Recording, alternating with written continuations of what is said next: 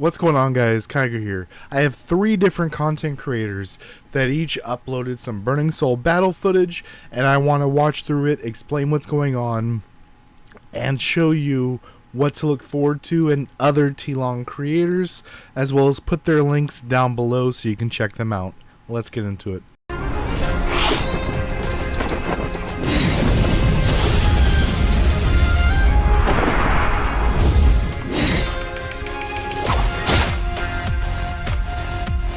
So first we have Janaro TV. He kind of disappears for a while and comes back and forth. He also does updates on like his travels and stuff, which is pretty cool. But he actually started TLON before me, just very sporadic. So we're seeing Janeru, which is the person on the left, red against Renz, which is a punch up by a pretty fair margin. Starting fairies, we have Orchid and Urza against Sakura and Urza. So over here, Janeru actually has a bit of a combo. Orchid locking them in place for Urza to hit, but these two can work together, but you kind of need a skill to semi-lock them in place for Sakura to land the stun defense down, and then Urza finished. And I like how Urza's behind the wings. That's kind of funny. But let's get into the fight. I made sure that my face and stuff wasn't covering anything. What's interesting is Janeru is using heal instead of Thunder God, which is innately going to lower his damage by a pretty fair margin. But he does have the block reduction and the tenacity reduction. And it looks like he was able to change his team to the other team, which is Sakura and Snakeberry, which doesn't really work together. No actual skill here to help you land them. No pet skill to help you land them. You just kind of hope Sakura lands, and if she does with the defense down, Snakeberry does a bunch of damage. And our opponents, as we see, are still on the same fairies we saw before. Approaching them, both sides waiting until we're on top of each other to hit the blessing. He uses a dodge. We miss a couple skills, waiting for Sakura. Sakura miss, and that's exactly what I talked about. Sakura missed. You kind of have to have Sakura hit something, and she can actually be a pretty nice go-between fairy. You using a skill like a Soul Blast from Sword, being the initial CC, into the Sakura, into a damage dealer fairy is pretty powerful. But we missed almost all of our skills besides Cold Firebird, which is really hard to miss. So we hit that. And then we swapped teams. They used a dodge. They used Urza, as we see falling right now. And then now we are on our Urza team. Remember, Urza has a passive for all of your active skills. So all of our ninja skills are going to have a 10% damage boost. Jump through. And we already see we missed the throw. We hit we hit the pool with that skill. And then now we're trying to go into our combo. Boom. And then waited way too long to call down Urza. We did get a nice dodge with Slayer. Omnidirectional Slayer is a pretty interesting skill because it does a lot of damage, but also is a dodge. It dodges incoming damage. So they used 2 moves that we entirely got to ignore. And then this is my favorite move from Perfect Blade Blazing Owl, because it's a great gap closer. It's a great get out of jail free card. And then the zigzag skill afterwards is very powerful. Let's see how they use the chi. Alright, we use chi. We change, which is totally fine. Use our skills, which is another big issue that we have here, because we ideally would have been able to use Thunder God again as well, which is a massive damage dealer. Let's see how they use the chi again. I would have liked to see him do 1, 2, 3, have them all in the purple state, the secondary versions, then use chi, which even though you can't see them because they're on the purple version, you will still get that cooldown trigger, but allows you to get that damage boost from the chi skill instead of just using it as a cooldown. I hope we don't see him use the Slayer. Okay, good. Through, man, no good target on the tenacity ball. We're also something to note here. He's swapping a little early. As you see, we're not going to have the passive up on the Snakeberry to get that next skill damage. Let's see how he plays it. Nope, just immediately clicks the skill. No waiting, no nothing. And almost everything is missing. Boom, boom. That's the combo, but it's a little slow. Alright. The ball that threw into nowhere. The opponent missed that dash and the omnidirectional Slayer. Got some good damage off there. You see the invincible during the jump around. Ooh, they got a nice Urza onto us. That was a bit of a waste.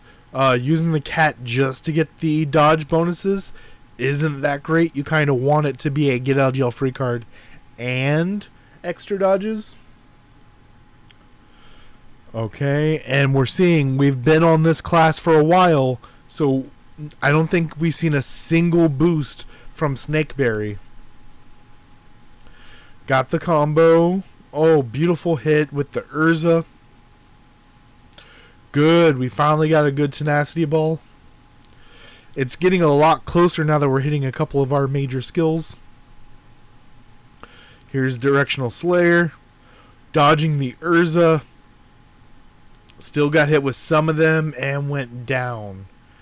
Alright guys, I understand it sounded kind of mean. I apologize to Janeru. It's not meant to be mean, it's meant to be enlightening for the people watching. Janaro takes a lot of breaks. He might be feeling a little bit rusty. Not going to really hold it against him and his content. Next we have Maximus. A buddy of mine over on SEA. He is in 517 through 520. I don't know what it is right now, but that's the last one that I know of. I went through and I picked the one that looked like the closest.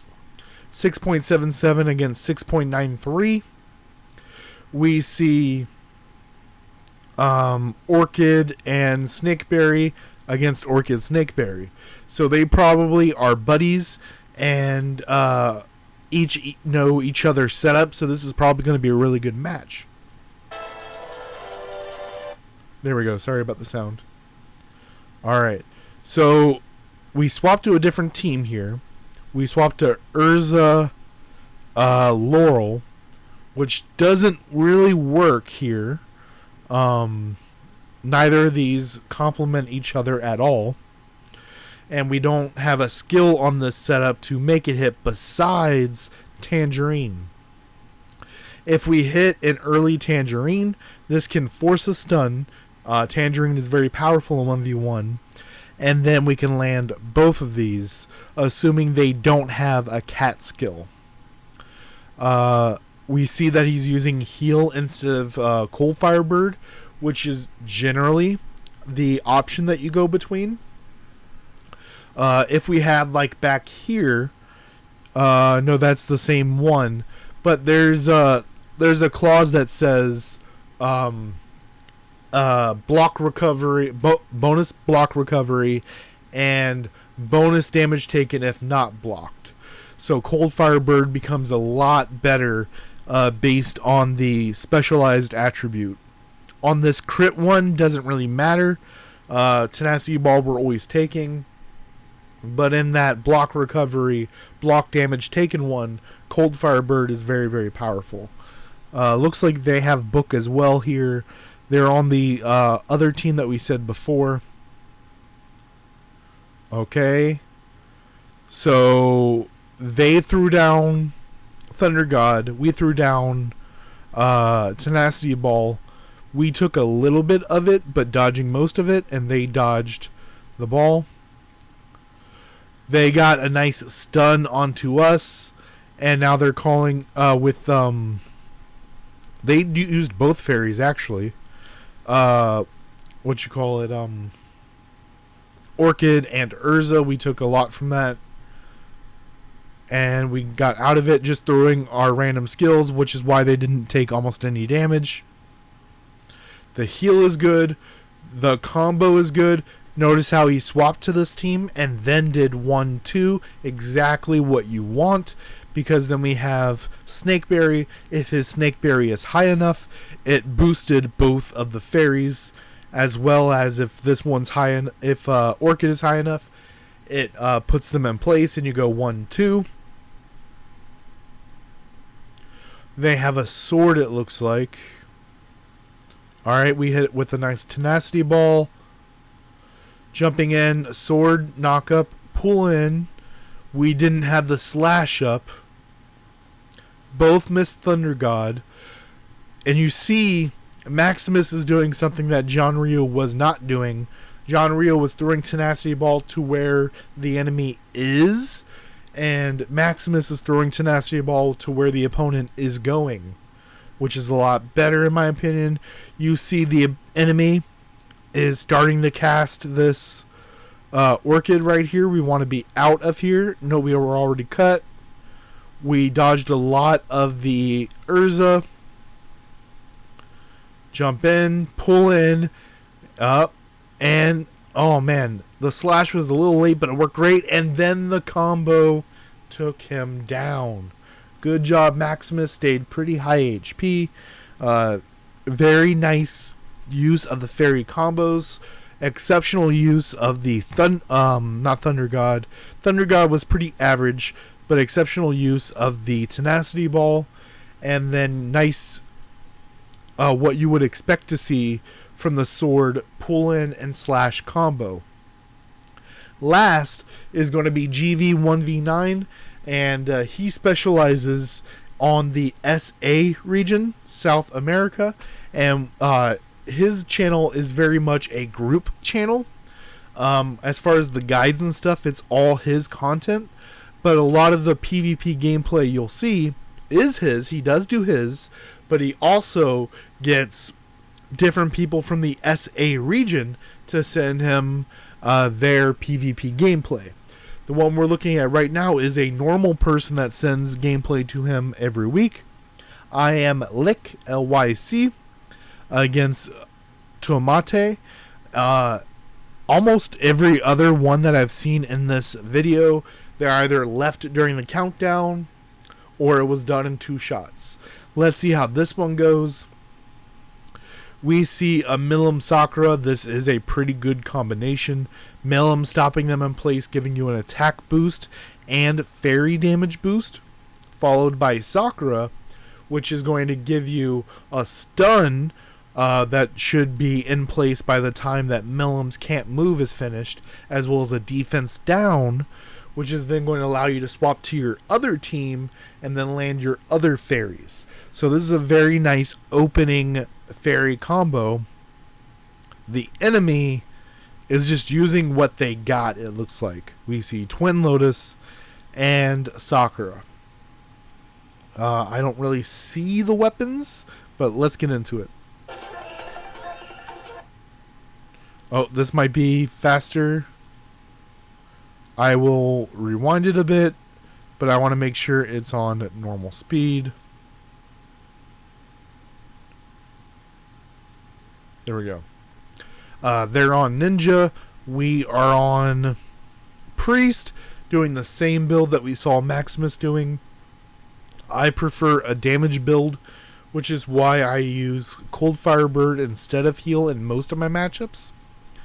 We also see Lick has Ninja as their secondary class against Ninja, and the bonus right here, crit buff. Yeah, it looks like the same as what we've seen so far. starting with the heal, making sure you have a rotating heal over time going. I'm not. This is a direction you can play. I don't really have a preference one way or the other, but this makes sure that you have a heal just going, and then the cooldown has started, so you have a earlier second heal. So we're inside the Laurel skill. Took some hits, dodged out of it. Waiting for some cooldowns, we hit the combo. Use the abilities. Oh, and that's a nice secondary combo. Swapping. So we had the can't move. Then we hit the defense down. Then we swap over to this team, which is a monstrous team. Getting the snakeberry bonus. If it's high enough, both of them get it. Urza snakeberry is going to hit hard. As we see half health on the enemy. Just kind of pressing all the buttons, it looks like. Not really doing... And just go... This... I don't like this use of the chi at all. You kind of want the rotating chi to get the cooldowns going. Unless he was thinking he would get the kill there. I didn't think that was going to happen. If you're low HP, using the second version of chi is good. Because that will give you a nice heal if you hit. But they're in no need of healing. It looks like they have this match regardless. But let's see how it plays out. Staying in Ninja the most amount of time. Using a lot of 1-2, 1-2, 1-2s. Not really taking any damage from the opponent. Doesn't look like a very... This is what I was trying to tell people. The CP is about the same. But the builds are way different. Tomate just is taking way more damage than Lick is. You can argue some Lick is doing better dodges and whatnot, which I believe that's true. But just tat for tat, same abilities, the stats are not the same. Okay, we got the bonus damage. At the very end, got the bonus damage from ninja skills, and then got him with that last hit. That was pretty quick, guys. The 3 link to each one will be down below.